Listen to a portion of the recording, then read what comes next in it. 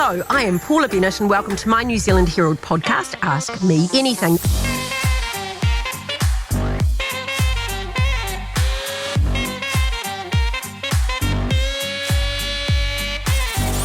Now, one thing I've learnt in life is it's never too late to learn something new. So on this podcast, I talk to people from all walks of life to hear about how they got to where they are and get some advice and guidance on some of life's biggest questions. Today, we're going to focus on leadership, in particular business leadership, with some advice for both established and start-out CEOs. My guest is Cassiobury founder and CEO Rhiannon McKinnon. Rhiannon is one of the youngest ever leaders of a New Zealand top 10 wealth and investment organisation when she was appointed CEO of KiwiWealth. Inspired by the mistakes she made, which we've all got to be, as a brand new CEO, she is now a CEO coach of sorts and is here to share her wealth of knowledge. Rhiannon, welcome in. Thank you so much, Paula, for having me. Oh, it's great to have you here. Okay, quick fire questions. If you could go to the pub with anybody, alive, dead, celebrity, interesting, who would it be? Oh, my goodness. Let's say Taylor Swift. I think she's amazing. Am I allowed to say that? Yeah. I think she's such an incredible feminist, and the things that she does, you know, in the background for, you know, her dances and for women and for the healthcare she provides. I just think, wow, what a career. And for girls, right? Yeah, like, you know, absolutely love her. That age when you're so susceptible of that sort of 11, 12, 13. Yeah. And like, hey, I'm 55 and I listen to her music. But you know what I mean about those ones that are just wanting to, they'll listen more to Taylor than they will to you. Oh, yeah, exactly. I've got a 10 and 9-year-old daughter, and so they love her. And I just think, yeah, what a great sort of a role model and example. I like that. And what would the drink of choice be? You see, I've been re-drinking my Cosmopolitans of youth recently. When I was in my early 20s in London, I thought that was very sophisticated, and now I'm sort of getting nostalgic and I've started drinking them again. Shout out to my listeners. I've gone back to my passion fruit mojitos. Oh, that would be good and too. I do them particularly when I've got children, because you obviously make a non-alcoholic version. I hope so. And they feel like they're getting an absolute treat, yet it's really just passion fruit, soda water, and a bit of sugar, really. A bit of sugar, but yeah. You're not filling them full of awful fizzy, and they feel like they're having a special drink. And then you get your vodka or your white rum and yours, and you're happy. Yeah, that's perfect. So I think that's my summer. Summer sorted. My summer is sorted, man. Okay, we're going to get some advice later around being an aspiring CEO, you know, how to become a successful business leader. But let's get to know you a bit first. So you grew up in the UK. We've got a Welsh father and a Chinese mother. That's right. Did they really meet in the bus stop? They really did. And it was raining, and Dad had a broken umbrella, and he got onto the bus and he saw my obviously very beautiful mother, and she saw him, and he couldn't even get his umbrella to go down on the bus and thought he seemed strange. And then he followed her. They went to the tube, and they got on the tube, and he got into the same carriage, and apparently his opening line was, "Are you a nurse?" And goodness knows why. I think he was off to Bart's, which is a hospital, and I think he just thought you were going in the same direction. And he got her a dress out of her, very naive Chinese lady, and he turned up on the doorstep the next day and waited in the kitchen for an hour with her flatmates until she came home to ask her out. Yeah, that's quite... That is neat. It's neat. I mean, whether it would be a bit stalkerish in this day and age, I don't know, but he certainly kind of got there. So well, and she gave him her address, right? Yeah, she was very naive, I think. So had she come from China to the UK? So was this in the UK? Yeah, it was in the UK. It was in North London. She'd been in the UK for a few years. I think she'd done her A-levels at some boarding school in Yorkshire. And then she was at one of the London universities doing biochemistry. But I think leading quite a kind of secluded life until my father rocked up. I love it. So how on earth then did you get to New Zealand? So when I was leaving my first job, I was travelling around in Asia, and I was staying with a university friend. I was like, I'm going to go up to Beijing and see what's going on up there. You know, I've been to Beijing before. I'm half Chinese. This was 2004, and this friend said, "You've got to catch up with Kiwi while you're there." Kiwi was the New Zealander, the one New Zealander who had gone to the university that I'd gone to in the UK, and he'd been nicknamed Kiwi. There was more than one New Zealander there, and so I was like, I can't go catch up with Kiwi. I haven't seen him in 4 years, and he's like, you've got to stay with him. And he's like, oh no, I send people to stay with him all the time. He's got heaps of room, so give him a call. So I called him and I said, can I come and stay with you, Kiwi? And he said no, no room at the inn. Go and stay at a hotel. So I did, but. Anyway, we hit it off brilliantly, and about a year and a half later, we sort of got our act together. I moved to China. After a year, I said, please, let's move back to London. That's the place to go. And he said, no, I want to move to New Zealand. I want to go home. And so I just followed him.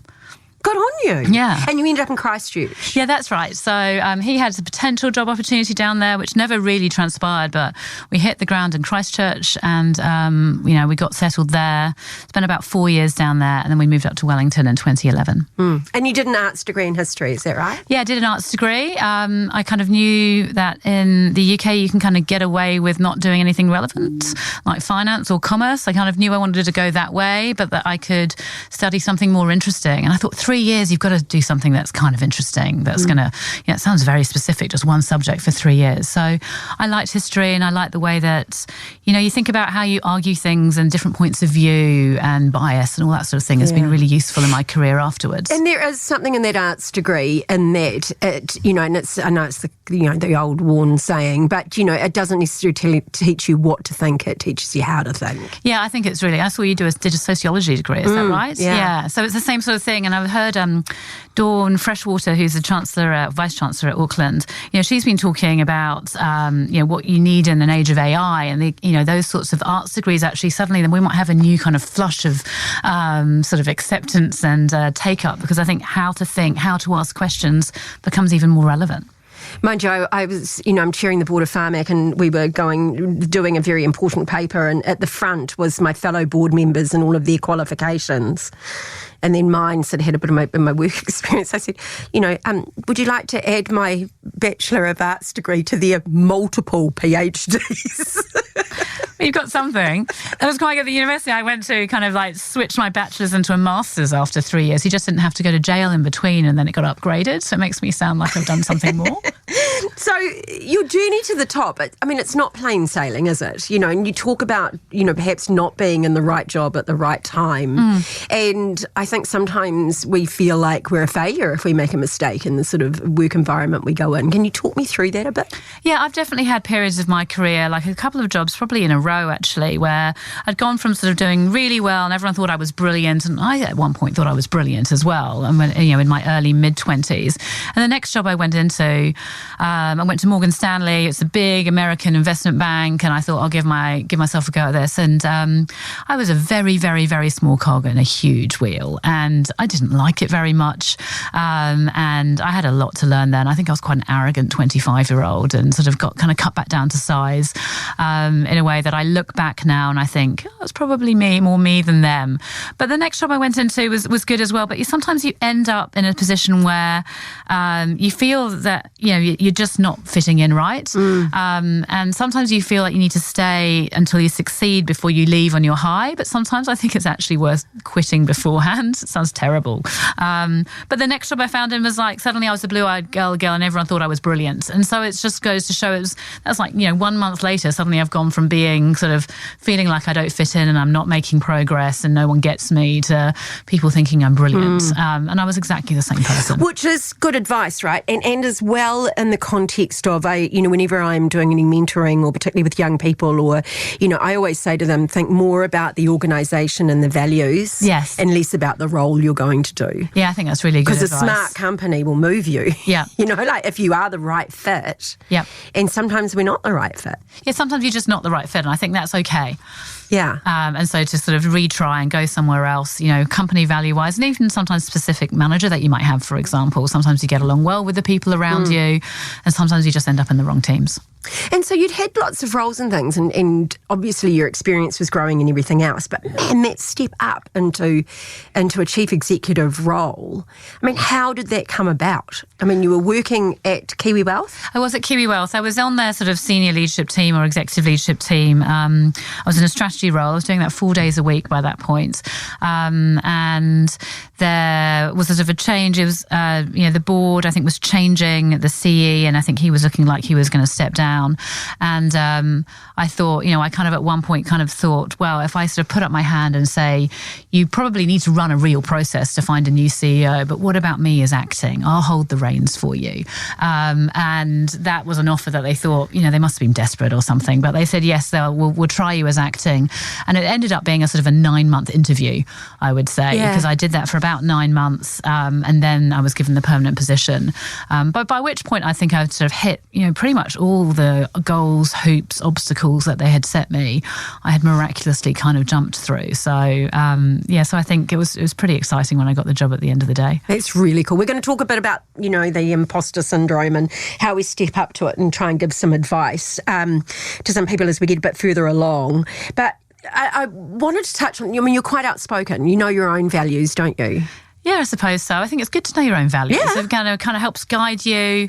It's great frameworks for life. And I think I do. So in 2022, you called out DGL CEO Simon Henry for his incredibly awful and misogynistic comments about Nadia. Yes. Did you need to think that through before you did it? Because it's brave. Oh, and some of us are not courageous enough. Yeah, I didn't have to think it through that much. I mean, I saw the comments. I thought those are pretty outrageous. I called the person who runs our responsible investment area, and I said, does this sit within our policy? What can we do about it? Is there something that can be done? She said, yeah, on the basis of the governance and the issues that really provides in that area, then we can really blacklist this company on that basis. Wow. And that was, I think we were literally able to do that overnight. It was a small enough company with we were really clear about our processes around responsible investment by that point. So you can make that action really quickly rather than sit there and go, what do we do about this? So we could make that action overnight. We had an RI committee. It was all signed off. And then we were able to say, look, we're not going to invest in DGL. We just think this was a real problem in terms of what the CEO is saying, the comments he's making, and the governance issues that it kind of raises as well. And, I think it's important for us as women leaders to be sometimes speaking out for other women leaders. Yeah, absolutely. Because sometimes it's easier for someone to do it for you. That's true. Well, I mean, I remember he made very specific comments about Nadia being Eurasian, and we talked about my heritage as well, so it did sort of strike home as well. Yeah, absolutely. So KiwiWealth was sold and you moved on at that time, and you had a sabbatical with the family, did you? I did. A little bit of time out? Yeah, we took about 3 months and we went back to Europe. So I'm from the UK originally, so we spent about half the time in the UK, and then we spent about half the time on the continent in Europe, mostly in Greece actually. I was sort of shoving classical education down their throats. Nice. And we took them around the Peloponnese Peninsula and just took them to so many ancient sites. They were like, Mum, no more ancient sites. And then they worked out they could get slush puppies at the end of practically every visit, so they kind of cheered up a bit. But it was really nice. I think I love New Zealand and everything about it, but the kind of the written history of it is relatively short. And even if you go back, you've got probably since the Polynesians and Maori arrived, so probably 800 years. Whereas with ancient Greece and stuff, you can go back 3,500, and it's just mind blowing. Mind blowing for our kids as well, isn't it? Yeah, so that's what I was trying to expose them to. And so I think they did get it. They did get a lot of exposure, so hopefully slightly formative. Okay, so you've taken your 3 months off. You've gone and shoved a lot of history into the kids. But man, it must have been a change. I mean, you were in a high-powered role that was all-encompassing, and it just kind of stopped. But what did that 3 months teach you? It's sort of, when I was away for that 3 months, I was sort of percolating like various ideas. It was almost like if you've lived in Wellington, when you go out and buy a house, you've got sort of 10 things that you want to do, and you can never get all 10 things. You can't get the view without the wind, and getting flat access is impossible. And I had this massive bucket list of things I wanted to do next, and I thought, what do I want? And the thing that percolated the top was spend more time with the kids. So I got really clear on that. I thought 3 months with the kids, I actually ended up wanting to spend more time with them rather than less, which was a revelation. And then I thought I'd like to start my own business. I've been watching people do, my friends do it for years, and the grass has always seemed really green over there. It's not that green now, I'm over there, but like I've always thought, people do these things and they don't fail miserably, and it's okay. And And if I fail as well, I don't really mind anymore, which is an interesting change. I'd always been afraid of failing, but now I'm like, I'd just get another job. And I wanted to work flexibly and do those sorts of hours that are around, the kids. And over the long term, work towards being able to spend a couple of months in the UK a year. So that's my real long-term goal. And so all of that led to let's start my own business and give it a go. So that's what I did. Great. So you now run Cassiobury, is that That's how right. you say it? If you're from Watford, you just say Cassiobury. You drop half the syllables because it's a bit lazy. But Cassiobury is how you should pronounce it. Yeah. And was that sort of your compromise in starting your own business so that you've got still time with the family and you can kind of juggle it all? Yeah, that's what I'm trying to do. I'm trying to have it all.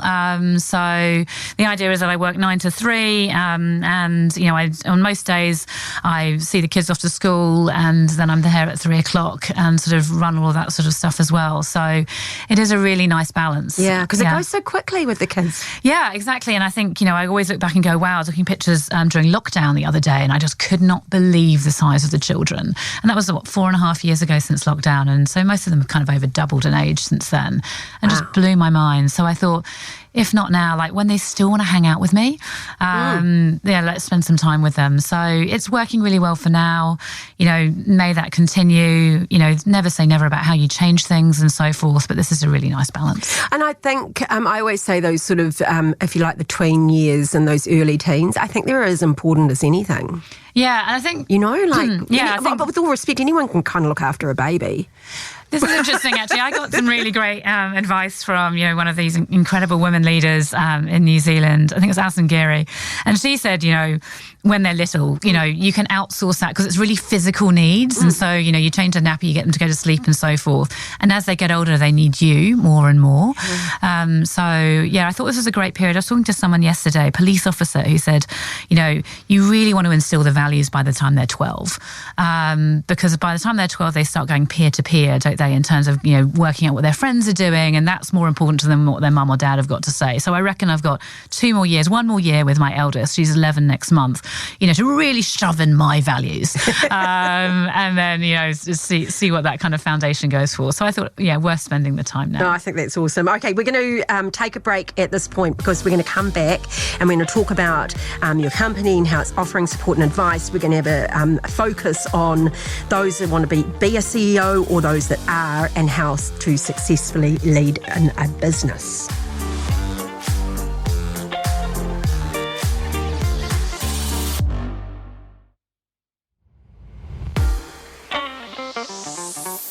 We are back with Cassiobury CEO Rhiannon McKinnon, and we're going to chat all things becoming and being a successful CEO. So first off, let's just talk about what makes a good CEO. Sure. I think a great CEO has wonderful leadership skills and they're really good with people, hopefully. I mean, I suppose there might be CEOs out there who aren't great with people, but I really think it's around leading people to some North Star and saying this is the way and together we can do this. I think that's the sort of the number one thing. And so is there a particular personality type that is or is not suited to the role, do you think? Well, that's a tricky question. I hate to rule out any sorts of personality types. I'm so into sort of diversity at that senior leadership level and trying to encourage everybody to say, it could be you, why not you? That I'd hate to kind of rule anybody out.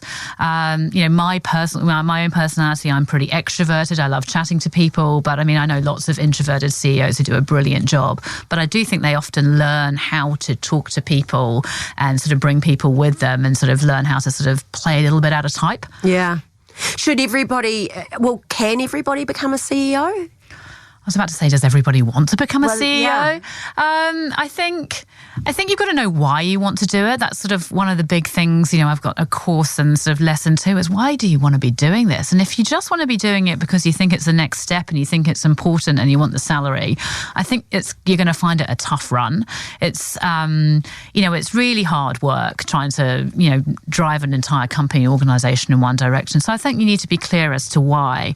And when I did it, I thought, I've got a vision, I want to do this better, and I've got these great ideas about how, to make Kiwis better off, etc., etc. But when I reflect upon it, I think when you're really clear about how you want to serve as a leader, I think that's when you really start to sort of really do some good work. Yeah, I can know. Because, I mean, surely it's not for everyone. Well, it's not. I mean, we see some pretty poor CEO.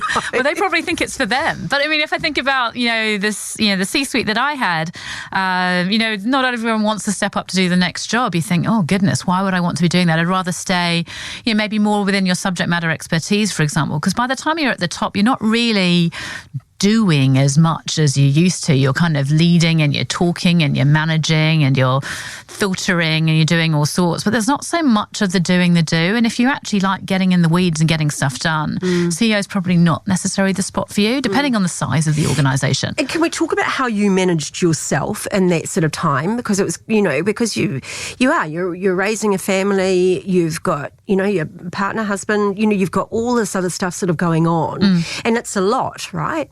So how did you find the time and the space, if you like, to be that kind of thought leader as well?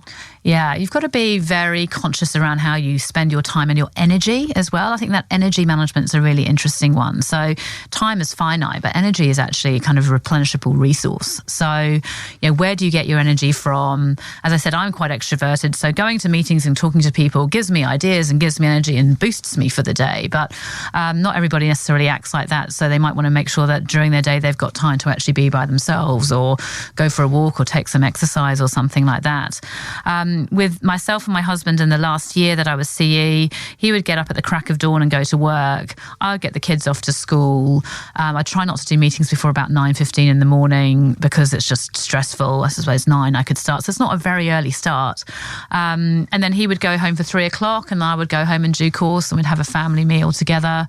And then often we would just sort of sit like battleships in the evenings, like on the sofas, and just kind of get through the rest of the work. And I used to do a lot of my deep thinking and writing work in the evenings because during the day I was just talking and chatting and meeting and I could never hit a flow. So if I was writing board papers or actually having to do some actual thinking, I do a lot of that in the evenings. And it's knowing your own rhythm, right, of where you can. Absolutely. Because mine is, particularly if I'm trying to solve a problem, I will think about it and then I'll park it, do something creative, like whether that's prepare a meal or whether or not that's, reading or whether, whatever that is. And then I'm an early riser, so I'll wake up and go, oh, I've got it, You've got it. and I will write. And the night's sleep. Whereas I actually hit my flows in the evenings. All the meetings are done, the emails and like all the things that I was supposed to do, or even the other way around, I've been faffing around all day and I haven't done anything. I better sit down and do it now.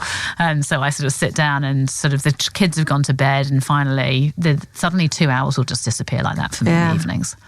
And it was quite interesting. I was speaking to some high-powered woman yesterday, and we ended up getting into a relatively deep conversation. And we were saying, and you've certainly mentioned it as well, and that being a mum, it is different. Like we were saying that, I'm right out the other end, but, they were saying, like, we're blessed to be married to, extraordinary men that really step in and, we couldn't be doing what we're doing without that kind of partnership, no two ways about it. But they said, he doesn't worry about whether the uniform's clean enough and he doesn't really get, he'll do anything I ask him, but I still have to do all the thought stuff of where that prep is and what's happening. And I mean, that's probably a bit gendered, and I hope there's some man screaming at their radio right now and saying, no, that's not fair. But there is a lot of that. I think you can read and hear a lot about the emotional labour that I think is very, very difficult to sort of outsource, and that I think a lot of women still get stuck with. Certainly I've planned the week's meals this week, and I've sort of told my husband what he's cooking for dinner tonight because I'll be home late from Auckland back to Wellington. And I sort of do the lion's share of the laundry and all those sorts of things as well. I try now I think I might be the last person of a generation who still irons sheets. I can't stop. It just isn't right for me without it. But I now try and see it as a meditative moment in my day. So that's how I'm kind of trying to see it. And I don't try and do... Actually, yesterday I was listening to your previous podcast as research, but normally I just sit there doing nothing because I just let my mind kind of empty. And that's the thing to do. But I have to say, it's a little bit pink jobs and blue jobs, but he does do the blue jobs as well. So, boring things like rubbish or house maintenance and renovations or, either the lawn's getting cut and all those sorts of things he does in spades. So, yes, I do a lot of those home jobs within the house, but, I definitely think if you look at the marriage and what we do together, he definitely does his fair share. Well, when I was a senior minister and even deputy prime minister, on Sundays I used to read all my cabinet papers and cook the meals for my family for the week. And and people would just say, I just can't believe, you do that. And I'd say, well, I'd like to think there's a piece of me with them each day. That's nice. Do you know what I mean? Like, I'm not there during the week, really. Yeah. And so I'd just I'd say, well, I enjoy it, so I can sort of do both. Do you actually do them simultaneously? Yeah. That's quite impressive. Because I've started, when I cook, I quite enjoy cooking. But I find I can ruin cooking if I'm still checking messages and all the rest of it. Like, I'm like, so I put the phone away and then it actually again becomes a zone. Most of what I'm making is casseroles and long, because they're eating it during the week. Okay. So it's not something that you'll perhaps have to watch simmering as much. I see. You know what I mean? Like that sort of thing. But yeah, that was, and so sometimes we do it by choice, right? Which is kind of cool. Okay, we've all will have a touch of the imposter syndrome, that kind of, I love the fake it until you make it kind of thing. But how can you turn that into a positive instead of it being crippling? I think a positive way of looking at it is if you've just started as a new CEO and you're thinking, oh my goodness, what am I doing here? And I certainly woke up with butterflies in my stomach every day for the first 2 weeks. I just wake up and be like, oh my goodness, I've got to turn up and be CEO today. And what on earth does that mean? And then just you go in and you do it. And by lunchtime they were gone. And by about 3 o'clock I was trying to go to the pub because I was so spent. But I think one of the really good things you can do is actually think about the fresh questions you can ask. So if you are a fresh person in a new job, you can ask a whole load of dummy questions that no one has the guts to ask. And also about those things about how things have been done in the past where people kind of know that they're kind of bonkers, but the previous CEO said they always needed to be like that, or that was the pet project. Go in and ask all the questions. Go on a listening tour around your whole business and say, like, I don't know what happened in the past, but tell me, what do you think should be different? And you can really start to leverage that as a really useful thing. Leaning in and saying, that I just don't know, but I'm here to learn, I think is a really great way to kind of turn that imposter syndrome around and sort of use it to your advantage. Do we support first-time CEOs enough? Because it can be quite isolating, can't it? I mean, and you've got to be the boss. Being the boss is quite difficult. I was just talking to somebody around, like, especially if you get internally promoted, suddenly all your mates and your peers aren't your mates and peers anymore. They're your direct reports. And that transition, I think those internal transitions are almost harder than if you get parachuted in and you're like, you don't know me, but I'm your boss now. So that can be really hard. I think, it is one of those lonely positions where you've got a whole bunch of, you've got your chair and your board above you. You've got a whole sort of senior leadership or executive leadership below you. And I kind of liken it to being in the middle of an hourglass. You've got sort of, and you're filtering the information in both directions. You're deciding what out of that leadership team information needs to go up to the board. You want to paint them a transparent picture. You want to give them the information that they need to make their own wise governance decisions. And then you need to be filtering the board back to the leadership team so they know actually what they should be carrying on with. So it can be quite hard. And you're definitely sometimes told things by the chair and board that are super confidential, and you really want to share with somebody and you've got nowhere to go, and that's hard. Yeah, really tough. And so do you think there is a certain background or experience that you need to then be able to step up into a first CEO role? That's a great question. I think it really depends on the role, which is a bit of a cop-out answer. But I was just thinking about succession planning earlier and how, Cassiobury and CEO 101 might be able to help with that. And I think one of the first things a board needs to know is what they need out of that CEO. So what are the actual, I suppose, specific hard skills and sector experience that they need from that person so they understand things. But going back to those soft skills, I think being able to understand and lead people, to understand strategy, to be able to take risk and understand risk. I think risk is a really difficult one. And, with CEOs these days, the stakeholder landscape has got a lot more difficult, I think. Back in the day, you just kind of made as much profit as you could do and you gave it to your shareholders and you went home and everyone clapped and said you did a great job. Whereas now, I think when you look at the sort of social stakeholder landscape, when you look at the environment, when you look at social license to operate and being a good kind of corporate citizen, I think that has shifted quite a bit and so is more nuanced and more difficult than it would have been. Yeah, we have different expectations now, don't we, of our companies and our businesses and our leaders from within them. And for a good I think for good reasons. Yeah, I think it's changed a lot. I think I totally agree. I think more businesses are sort of purpose-led. And I think the younger you get, generationally, the more that people expect more from the companies to be delivering something more than profits to shareholders. Now, you started your business where you are supporting and helping to grow CEs. And you sort of said you did that from learning from your own mistakes. What were some of them? What were my mistakes? I think, I got told off quite a few times at the beginning for not making decisions. So I'd be like, oh, this is difficult, and what do I think I should do? And I would pass a decision sort of back up to the board, and then I'd get quite, slapped across the hand and say, you're the CEO, Rhiannon, and we're paying you to make a decision. So, you need to make it. And, you need to know the pros and cons and decide, but it's your decision. This is what we pay you the big bucks for. You don't pass it back up. So that was quite an interesting one. And there was a couple of times that I got told that once in week one. Week one, you can probably, forgive me for it. And about a few months later, I was sort of told it again. I had a really tricky one around, a big project that was being led by someone, and I wasn't sure about that person being the right leader or not. But I didn't have my own subject matter expertise in there. So I was really scared about making a decision because I was like, I don't really know what's going to make this project work or not, but I feel like the leader isn't the right one. So I did pull off the plaster with that one, and it did turn out to be the right decision. Because there's a mix there, right? And you call it percolating, which I love. Yeah. Because I use that myself, and, even now I still do quite a bit of consulting, and someone will throw something at me and I'll go, I need to sit and breathe on that one for a while. I've got a few ideas in my head. Yeah. Let me step away. And so you do, you're right, you need to be able to make decisions, but then equally there's nothing wrong with not being the instant decision maker where you can sort of sit back and think something through. Yeah, I agree. And I think with some of those really difficult ones, I did go and ask a whole load of different people. I kind of called up people outside of the organisation and said, hey, I'm struggling with this. What do you think? I had a moment where I had the tech team and the customer team were not seeing eye to eye about an app that they wanted to push out, and tech kind of said, you're not ready, and customer was desperate to get something in front of customers to show that we're doing a good thing. And that was a really tricky one for me again. And I remember speaking to a whole bunch of people who kind of said, actually, those guys never get along. Was ever thus, the customer guys always want to get something shiny out in front of the customers, and they don't really care what the back end looks like. And, it can all be a mess. Whereas the tech team probably want it to be perfectly coded and never to be any tech debt and all these other sort of terminology. And so, these guys are always going to be at odds, and that's okay. So then you have to sort of decide what's the most important thing and how much, where the compromise is. Yeah.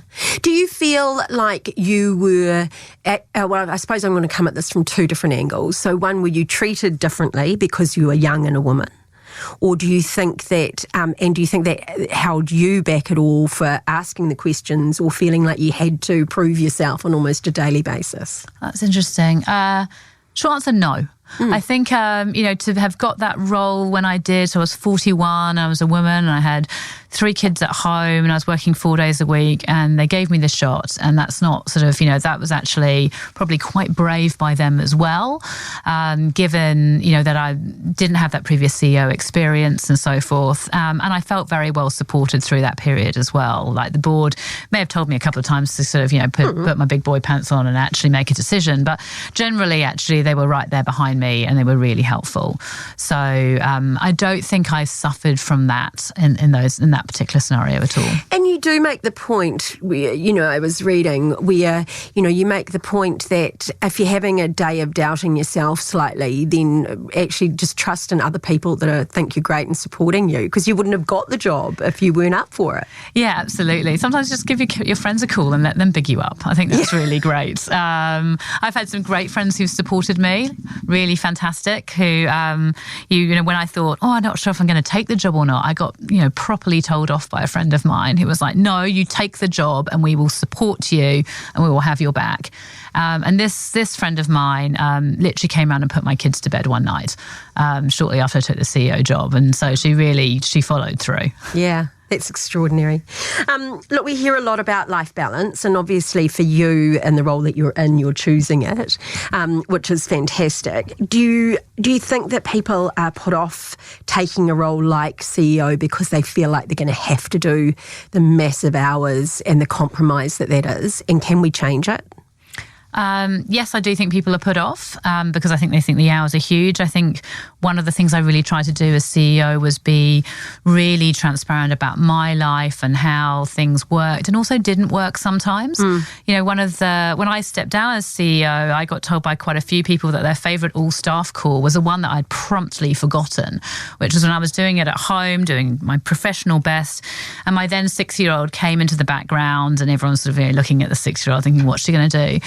And then she got this tiny figurine of Peppa Pig and she put it on my head while I was talking. And I soldiered on as a real professional and pretended that I didn't have Peppa Pig on my head and carried on. And then the call finishes it and I suppose I tell off the 6-year-old and life goes on. And I forgot all about it, because I think it's quite embarrassing.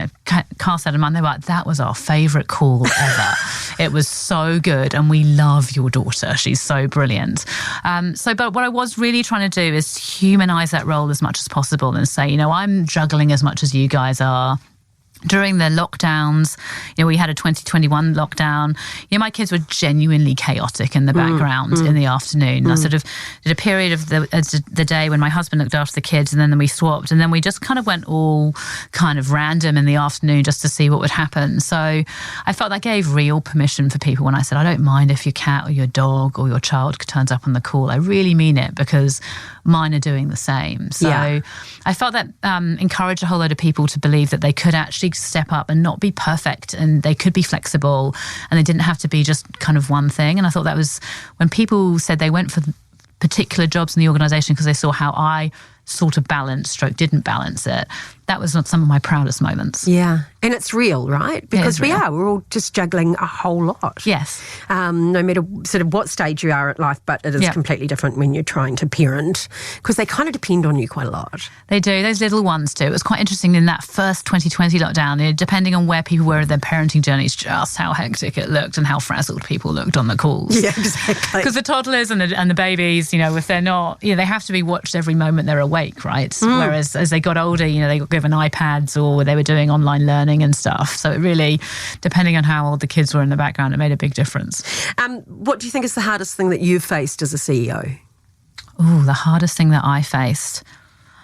I think leading people through a whole load of change, especially towards the end. We got bought by another company and we knew that meant huge changes to the company culture that we had built and what the future lay for them. And that was quite hard because we did have various layoffs and I could see them coming way ahead of everybody else and keeping people really, on track and optimistic and, feeling good about the world, but also trying to be realistic about what really lay ahead. That was a really hard thing to juggle or balance. Yeah, because you're dealing with real people, right? Yeah. With real jobs and families, as we've already said, and so that change for them can be quite unsettling and you're having to lead them through that. Yes, we did. And I had probably about a 4-week period so where it was official that I was going to be leaving the business, which totally makes sense in the kind of idea of being bought by another business. You don't need 2 CEOs, so I get that. I spent the last 3 or 4 weeks just going around just having conversations with people and just trying to make them feel good about what lay ahead for them individually, which was the right thing to be doing, but a tiring time as well. Yeah, exactly. So for someone that's thinking about stepping up, yes, what would your advice to them be? Well, I would say, first of all, why do you want to do it? Are you clear about why? I think that really helps you, sort of drive forward. But also, I think it's really important to divide the role from the rest of your life. And I think that's really important too. So the CEO it's just a job, right? And I think that really helps by the time you get up there. It doesn't have to take over 100 hours of your week. Yes, it's probably quite time consuming, but you do need to have a really good cutoff and remain linked in with your friends and family as well. So I think being clear on your why is huge. And then I think I'm just so about the people, like working on your people skills and making sure that you understand how to lead people, how to inspire people, and then how to think about where you think that organisation should be going. That sort of vision and strategy, I think, is really important too. Yeah, fantastic. Okay, to end this segment, what do you think is some of the best advice you've been given? Trust your gut. So, especially when you're, so I've been talking about people and saying they're so important, and I really believe that. It also means, it sounds terrible, that you have to weed out people that aren't necessarily the right people on your team as well. And I think that one of the best ways to do that, and it was advice I was given, was trust your gut. If you kind of feel that that person isn't the right person on your team today, but you're thinking, I'm not sure, I'm going to give them another 6 months, another 12 months, in 6 or 12 months' time, you're going to feel the same. And you would have lost that time. So you actually need to act now and act quite purposefully. So that trust your gut thing, I think, was a really good piece of advice. And the sooner you get your team around you, the sooner you can start really getting things done. Yeah. No, I think that's amazing and really good advice.